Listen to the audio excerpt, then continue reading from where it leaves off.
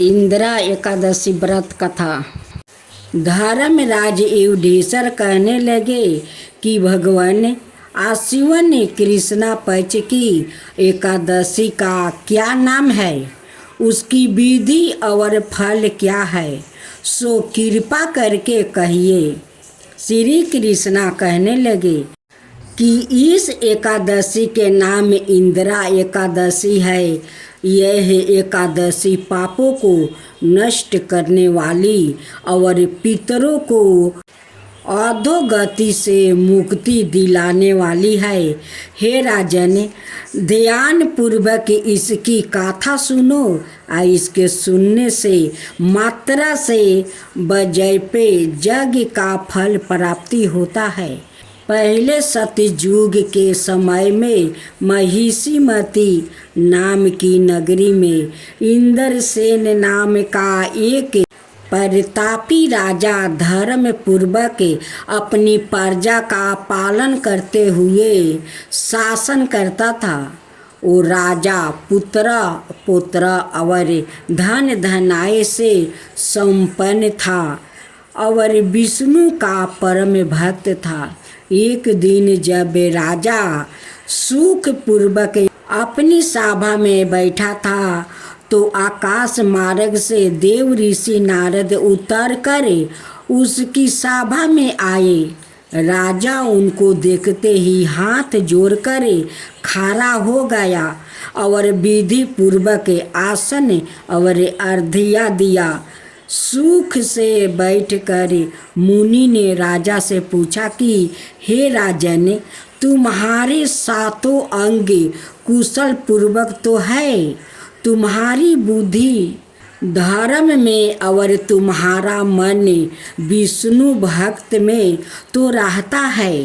देव ऋषि नारद की ऐसी बात सुनकर राजा ने कहा, हे देव ऋषि, आपकी कृपा से मेरे राज्य में सब कुशल है और मेरे यहाँ यज्ञ कमार्दी सुकीर्ति हो रहा है।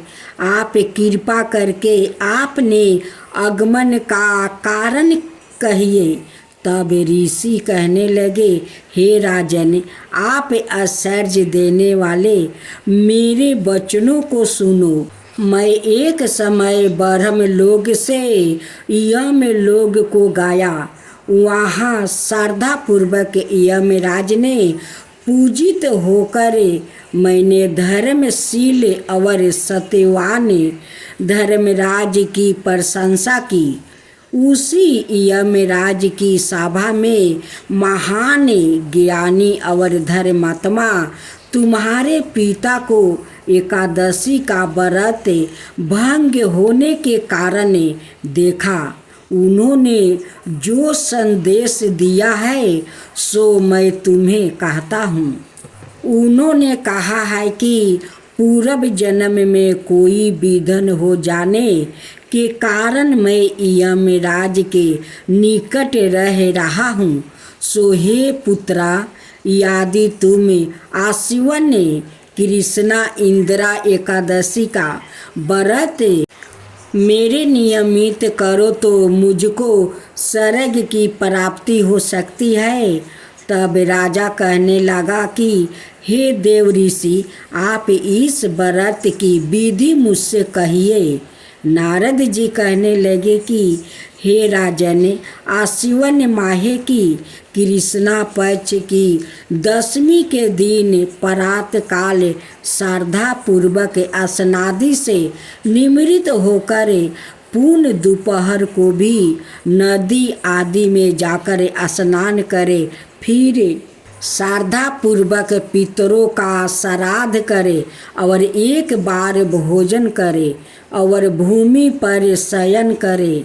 प्रातः काल होने पर एकादशी के दिन दतवन आदि करके स्नान करे। फिर व्रत के नियमों को भक्ति पूर्वक ग्रहण करता हुआ प्रतिज्ञा करे कि मैं आज संपूर्ण भोगों को त्याग कर निराहार एकादशी का व्रत करूँगा। हे अच्युत, हे पुंडरीकाक्ष, मैं आपकी शरण हूँ, आप मेरी रक्षा करना। इस प्रकार नियम पूर्वक शालिग्राम की मूर्ति के आगे विधि पूर्वक श्राद्ध करे, योग ब्राह्मणों को फलाहार का भोजन करवाए और दक्षिणा दे। पितरों के श्राद्ध से जो बच जाए उसको सूंघा कर गऊ को दे दो। धूप दीप गंध पुष्पा नववेद्य आदि सब समग्रही से हर्षिकेश भगवान का पूजन करे। रात में भगवान के निकट जागरण करे। इसके पश्चात द्वादशी के दिन प्रातः काल होने पर भगवान का पूजन करके ब्राह्मणों को भोजन करवाए। भाई बंधुओं, स्त्री और पुत्र सहित आप भी मौन होकर भोजन करें।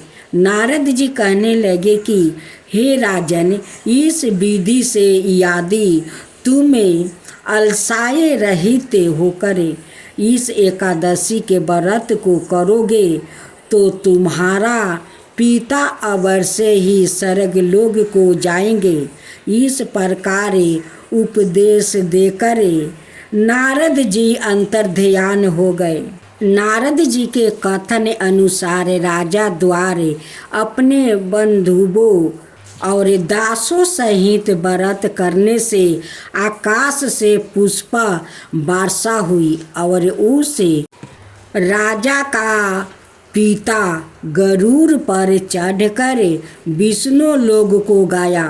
राजा इंद्रसेन भी एकादशी के व्रत के प्रभाव से निष्ठ कष्टक राज करके अंत समय में अपने पुत्र को सिंहासन पर बैठाकर स्वर्गलोक गया। हे युधिष्ठिर, यह है इंदिरा एकादशी के व्रत का महात्म्य मैंने तुमसे कहा है। इसके पढ़ने या सुनने से मनुष्य सब पापों से छूट जाता है और सब प्रकार के भोगों को भोग कर वैकुंठ को प्राप्ति होता है। आज सोमवार का दिन है। आज आप सुने सोमवती अमावस्या व्रत कथा। सोमवती अमावस्या व्रत कथा के अनुसार एक गरीब ब्राह्मण परिवार था। उस परिवार में पति पत्नी और उसकी एक पुत्री भी थी। उनकी पुत्री समय के गुजरने के साथ साथ धीरे धीरे बड़ी होने लगी। उस पुत्री में बढ़ती उम्र के साथ सभी स्त्रियोचित सगुनों का विकास हो रहा था। यह कन्या सुंदर, संस्कार वरण और गुणवान थी, परंतु गरीब होने के कारण उसका विवाह नहीं हो पा रहा था। एक दिन उस ब्राह्मण के घर एक साधु महाराज पधारे। साधु उस कन्या के स्वभाव से अत्यधिक प्रसन्न हुआ। कन्या को लंबी आयु का आशीर्वाद देते हुए साधु ने कहा कि इस कन्या के हाथ में विवाह योग रेखा नहीं है। तब ब्राह्मण चंपित ने साधु से इसका उपाय पूछा। कन्या ऐसा क्यों करे कि उसके हाथ में विवाह योग बन जाए। साधु महाराज ने कुछ देर विचार करने के पश्चात अपनी अंतरिक्ष में ध्यान करके बताया कि कुछ ही दूरी पर एक गांव में सोना नाम की एक धोबिन महिला अपने बेटे और बहू के साथ रहती है, जो बहुत ही आचार विचार और संस्कार संपन्न थी, पति परायण है। यदि यह सुकन्या उस धोबिन की सेवा करे और वो महिला इसकी शादी में अपने मांग का सिंदूर लगा दे और उसके बाद इस कन्या का विवाह योग हो जाएगा तो इस कन्या का विधवा योग मिट सकता है। साधु ने यह भी बताया कि वो महिला कहीं बाहर आती जाती नहीं है। यह बात सुनकर ब्राह्मणी ने अपनी बेटी से धोबिन की सेवा करने का प्रस्ताव रखा। अगले दिन से ही कन्या प्रात काल ही उठकर सोना धोबिन के घर जाती है और जाकर साफ सफाई और अन्याय सारे कार्य करके अपने घर वापस आने लगी।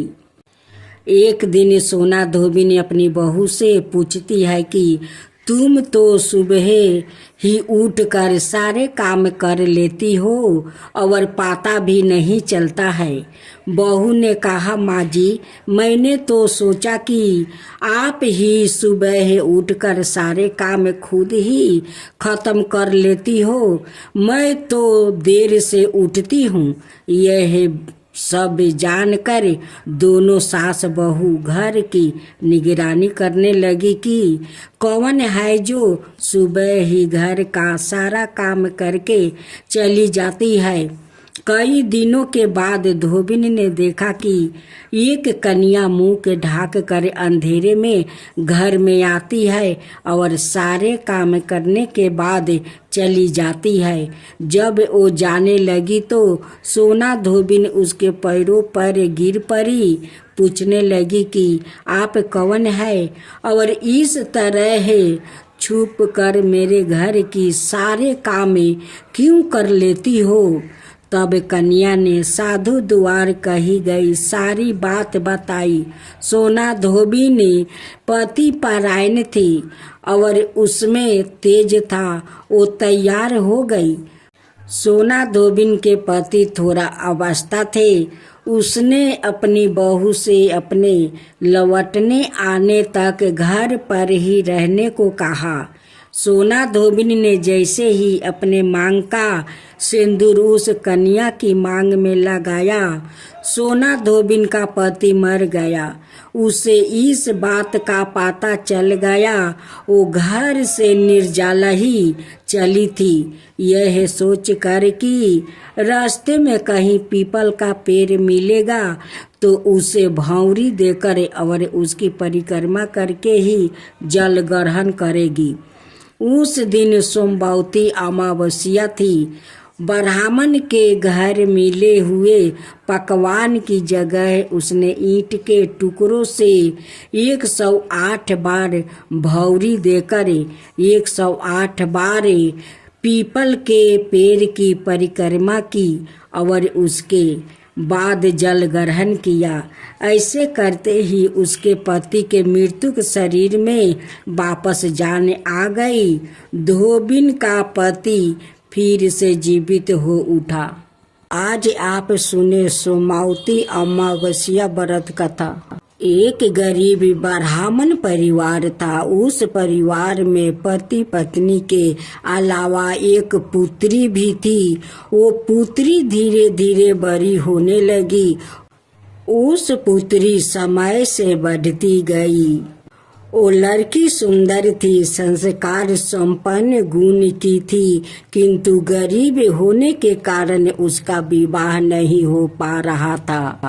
एक दिन उस ब्राह्मण के घर एक साधु पधारे।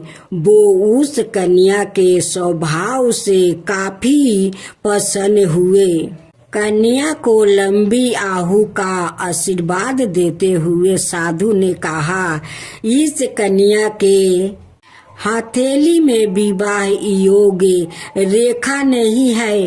तब ब्राह्मण चंपित ने साधु से उपाय पूछा कि कन्या ऐसा क्या करे कि उसके हाथ में विवाह योग बने। साधु ने कुछ देर विचार करने के बाद अपनी अंतर्दृष्टि से ध्यान करके बताया कि कुछ दूरी पर एक गांव में सोना नाम की धोबिन जाति की एक महिला है वो बेटे और बहू के साथ रहती है, जो बहुत ही आचार विचार वाली, संस्कार संपन्न था, पति परायण है। एक कन्या उसकी सेवा करे और वो महिला इसकी शादी में अपने मांग का सिंदूर लगा देती है। उसके बाद इस कन्या का विवाह योग तो इस कन्या का विधवा मिट सकता है। साधु ने यह भी बताया कि वो महिला कहीं आती जाती नहीं है। यह बात सुनकर ब्राह्मणी ने अपनी बेटी से धोबिन की सेवा करने की बात ही बताई। अगले दिन कन्या प्रात काल ही उठ कर सोना धोबिन के घर जाकर साफ सफैया और अनाये सारे कार्य करके अपने घर वापस आ जाती। एक दिन सोना धोबिन अपनी बहू से पूछती है कि तुम तो सुबह उठ कर सारे काम कर लेती हो और पता भी नहीं चलता।